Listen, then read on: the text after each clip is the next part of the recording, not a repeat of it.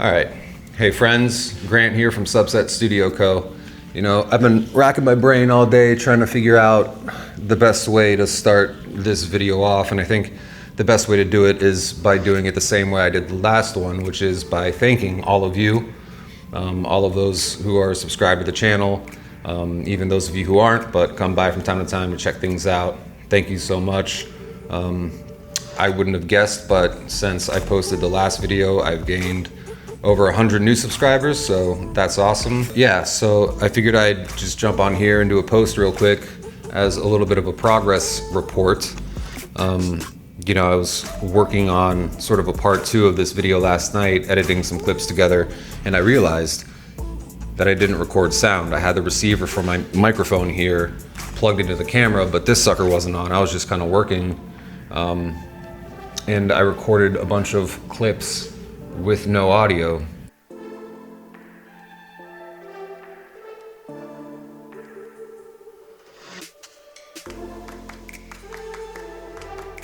So I don't know how I'm going to address that, but in the meantime, we're going to do this.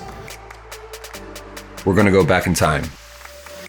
So in the last video, I talked about how using my orbital sander as the main way to flatten and smooth out the unevenness between the boards of these panels just isn't cutting it anymore. Especially if I want to reach a level of quality where I would feel comfortable selling these things to other people. So I found a flattening service here in Pittsburgh, shout out to Wood and Feather Woodworking, and they did a fantastic job with these panels. You know, hopefully it translates through this nice little zoom pan shot I got going on here. And they were able to get both of them done for $100 total, which was well worth it. You know, it's going to save me a lot of time and a lot of headache, and it's also going to reduce a lot of the risk that comes with that aggressive application of the sander. So I'm super happy about the decision and, of course, the result. Now, one thing that I didn't mention in the last video is that I'm feeling a bit of urgency to get this done and post some of these items online. And here's maybe a dirty little secret, but for the past little while, I've only been working part-time. It's a job that I love, and a full-time spot has pretty much always been on the horizon since I started there. And the good news is that that horizon is here now. We've reached it. The organization I work for is finally in a position to bring me on board as a full-time welding instructor and fabricator. And of course, this is a good thing. But the reason for the urgency is that I start up full-time on July 1st, and I'm sitting here recording this voiceover on the morning of June 27th, so I've only got a few days left before my time to work on this stuff is significantly whittled away. But this is why I'm going to focus my efforts until then on getting one of 2 coffee tables completed and listed online. You know, it's not the ideal scenario, but I do also have 2 end tables that are 100% complete that I could put up alongside it, so I think I'll be happy with that as a starting point while I plug away on getting the second panel finished for the last one. Now, I am well aware of the reality of the situation, that more than likely I'm going to list these things probably on Etsy, and I'm going to wait. And they're not going to sell, and I'm going to wait some more, and they're not going to sell, and I'll drop the price, and they're not going to sell. And after a month and a half or so, I'll eventually just end up hawking them off on Facebook Marketplace for next to nothing.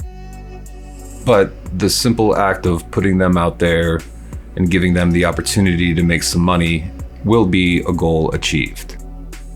And another benefit of waiting for them to sell until they don't is that I'm going to be able to focus my attention on some other aspects of the business that are in much need of maintenance, like my website, which is currently corny as hell. I want to redo some of that, get into the SEO a little bit to hopefully give me a little leg up in search results, particularly locally, because I think that's where I can hopefully attract some eyeballs. So in other words, there's just a lot of stuff on the business side of things that I need to get back on top of. And hopefully having this brief pause in the building schedule will afford me the opportunity to do that.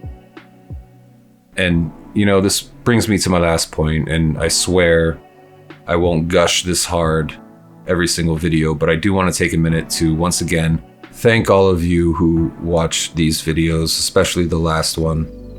When I published the last video, I sat at 38 subscribers, and now that number is at 160, so considering that it took me 5 months to get to 38 subscribers and then about a week to get to 160, you know, that's a big deal for me. In the grand scheme of things, in terms of YouTube, it's nothing, I get it, but for me, big deal. And part of the reason why is, you know, I'm looking ahead at starting up this full-time position, thinking to myself, how the hell am I going to find the time to do everything I need to do to keep Subset going? And with the reception of the last video and the kind words in the comments, the words of encouragement, it just made me realize that I'm just going to have to double down and work that much harder. So yeah, I appreciate you all. And I'm happy to have you along as I trudge forward and try to figure all of this out. So, cool. Now let's get back to the quasi-present. In the meantime, we're going to do this. This is one of the panels that I took to be flattened at the flattening service. It is pretty much all done, or at least I thought it was all done. Stained it last night, the top, and I got home from work, the day job today, and I took a look at it, and it is pretty streaky. You know, I sanded it to 320, which might be a little overkill, but I like it, so whatever. What I don't like is that it failed seemingly to soak up some of the stain, and I'll try to grab the handheld here and get some images of it. Now, what I think I'm gonna do to address that, from what I've read online, they say a little bit of water and some mineral spirits, you can kind of buff it right out, some of those streaks, but I don't have mineral spirits and I'm impatient. What I do have is my orbital sander. I don't like the idea of sanding this top down again, but I also do not want to sell something with this level of streakiness. So that's what I'm going to do now. I'm going to sand the top real quick and get another coat of stain on there. All right, in the meantime, maybe look at some silent clips of me working. I'm still pretty bad at this part, the talking to camera part, but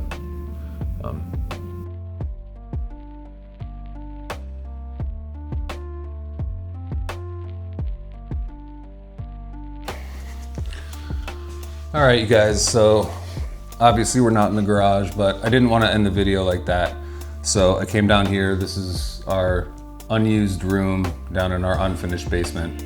It was just easier to bring the tabletop in here than it was to bring the rest of the table out into the garage. So wanted to give those of you who made it this long into the video a little bit of a payoff, but this is the coffee table. Now, if you saw the second video I ever posted, you would have seen me build this frame out. The tabletop that I built in that video was the one that I later ruined, but this is the one that was a little bit streaky after I finished it. And what I did was I just went with a damp cloth, just barely damp at all, went over it, wiped it up, dried it off, and it seems to have done the trick. So it looks way better than it did. So I think I'm going to be pretty comfortable moving along with this and getting this thing online and hopefully on its way to being sold. Now, maybe I won't do every minute little detail of what's to come, but I'll take you through the process until we get it up there. So yeah, thanks again, and we'll see you next time.